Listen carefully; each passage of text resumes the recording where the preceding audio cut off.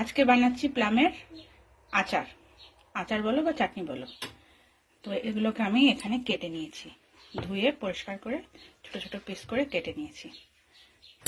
এবার কড়াইতে খানিকটা সর্ষের তেল দিয়ে দিয়েছি, এটা গরম হয়ে গেছে।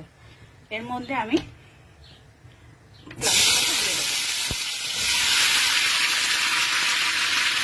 দিয়ে ভালো করে এটাকে একটু নাড়তে হবে। এবার এর মধ্যে একটু দিতে হবে, এটা ভালো করে ব্যাস কষেই গেছে, একটু নুন দিয়ে দেবো।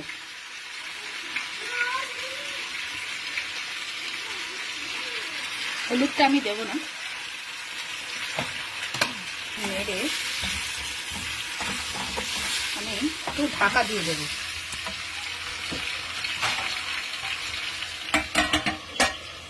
5 মিনিটের জন্য ঢাকা দিয়ে দিলাম। এবার দেখা যাক কতটা হয়েছে। অনেকটাই জল বেরিয়েছে, এটা বেশ মজেও গেছে।